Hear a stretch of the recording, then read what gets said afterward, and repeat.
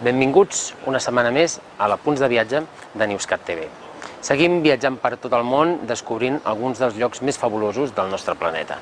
I aquest cop tornem a l'Àfrica, un dels continents que realment ens poden sorprendre més, per anar a un lloc molt concret del país de Mali. En concret anirem a la banda de sud-est de Mali, anant gairebé cap a les grans planes que ens conduiran després cap a Burkina Faso, per anar a un lloc muntanyós. I muntanyós amb una particularitat concreta, que és una muntanya molt allargada. De fet, és una falla geològica, un trencament de terra que ha fet que hi hagi una diferència molt gran entre a dalt i a baix de la falla, perquè el que anem a veure és la falla de Bandiagara.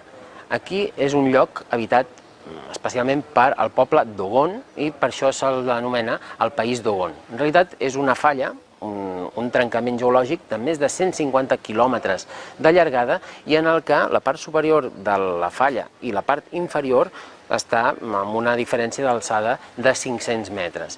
I és a dalt i a baix d'aquesta falla on han anat sorgint diferents pobles de l'ètnia Dogon, que és una ètnia que també té unes certes particularitats, perquè dins d'un món de Mali, de cultures que han estat més o menys islamitzades, ells van sempre defugir la islamització i es van amagar. I ho van fer aquí, al peu del penya-segat i a les bandes més superiors, per fugir d'aquesta voluntat de convertir-los a l'islam. I quan ho van fer encara eren animistes, de manera que aquí hi trobarem encara alguns pobles animistes que creuen amb els esperits i amb les adivinacions també que puguin fer. És típic, per exemple, que facin unes endevinacions del futur amb cauris, que són unes petites conquilles que en alguns llocs s'utilitzaven també com a moneda.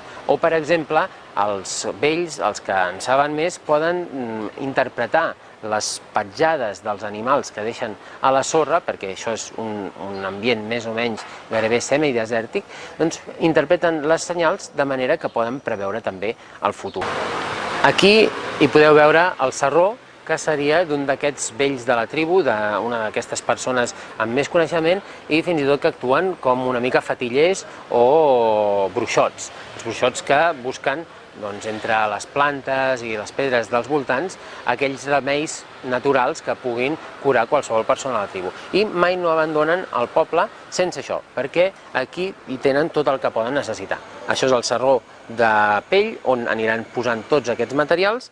Aquesta bossa d'aquí té el tabac que després poden anar prenent, és un tabac que finament molt es converteix en una espècie de rapè que després inhalen, un petit xiulet per si els hi passés alguna cosa, un ganivet, que també és important, i aquí les eines per fer el foc. I després també, això que us comentava del fet de ser animistes, un petit amulet de sort.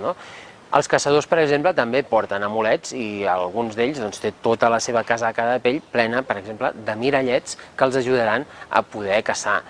Els Dogon també tenen unes danses que fan amb unes màscares realment molt ornamentades cada cert temps. Cada més de 30 anys realitzen una concentració de danses en honor d'aquests esperits que fa que es renovi constantment el cicle natural. De fet, els antropòlegs francesos els van estudiar des de fa molt de temps.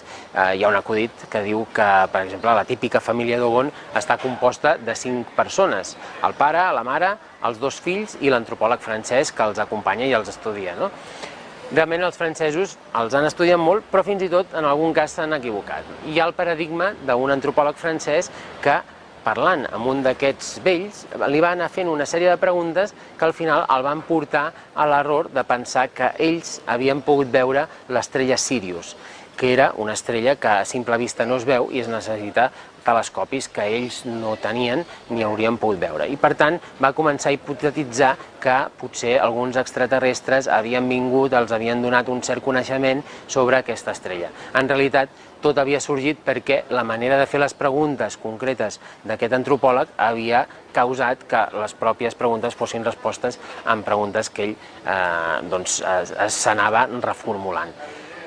són els perills de l'antropologia i de la manera de fer les preguntes, que si vols que te les responguin bé o no. Espero que us hagi interessat aquesta volta pel País d'Ogon i si us ha agradat aquest vídeo ens veiem la propera setmana amb un apunts de viatge de Newscat TV+. Moltes gràcies i fins la propera.